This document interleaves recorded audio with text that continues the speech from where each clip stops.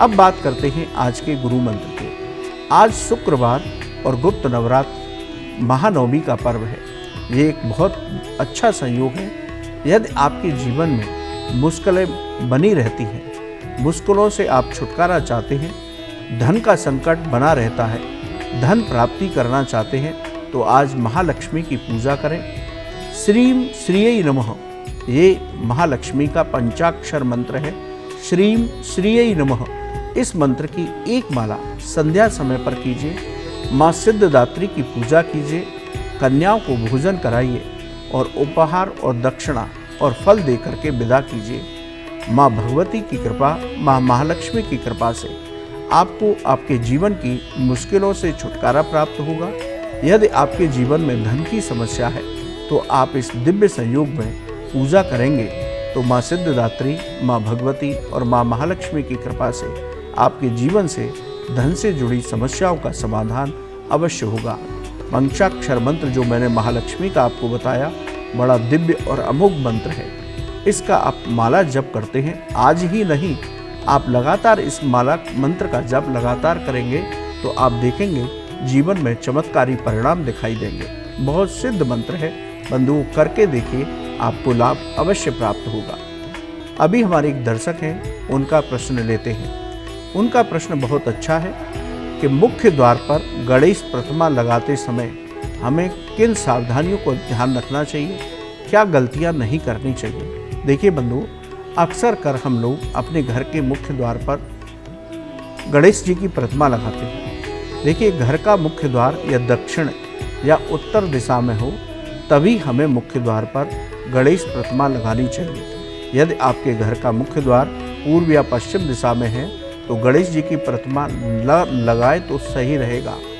गणेश जी की मूल सूंड जो होती है, जो विग्रह आप लेके आ रहे हैं, वो सूंड मोदकों की तरफ होनी चाहिए। इसके साथ ही जो प्रतिमा आप लेकर के आ रहे हैं वो गणेश जी की मूर्ति बैठी हुई अवस्था में होनी चाहिए। खड़े हुए गणपति का विग्रह अपने घर के मुख्य द्वार पर नहीं लगाना चाहिए।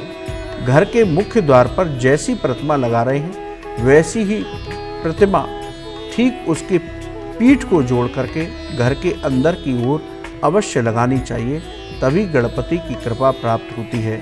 यदि आप अंदर की तरफ नहीं लगाते तो घर के अंदर की तरफ गणेश जी की पीठ रहेगी तो वहाँ पर सुख शांति समृद्धि नहीं आएगी। इन बातों का ध्यान रखते हुए हमें घर के मुख्य द्वार पर गणपति प्रतिमा लगानी चाहिए। बंधुओं, बहुत अच्छा सवाल था। यदि आपका भी कोई भी ज्योतिष और धर्म से संबंधित सवाल हो तो आप हमें मेल कीजिए, हम उसको कार्यक्रम में अवश्य शामिल करेंगे। हमारे एक दर्शक हैं, उनका प्रश्न है कि घर में यदि एक्वेरियम लगाते हैं तो कुछ गलतियां हमें नहीं करनी चाहिए। देखिए बंधुओं, घर में एक्वेरियम लगाने से सुख शांति समृद्धि आती है। घर की उत्तर या पूर्व दिशा में ही एक्वेरियम लगाना चाहिए। दक्षिण, दक्षिण पूर्व, दक्षिण पश्चिम, पश्चिम उत्तर, इन दिशाओं में एक्वेरियम को नहीं रखना चाहिए। एक्वेरियम को ऐसे स्थान पर रखें जिससे घर में घुसते ही वो नज़र आए। इसको बेडरूम में नहीं रखना चाहिए।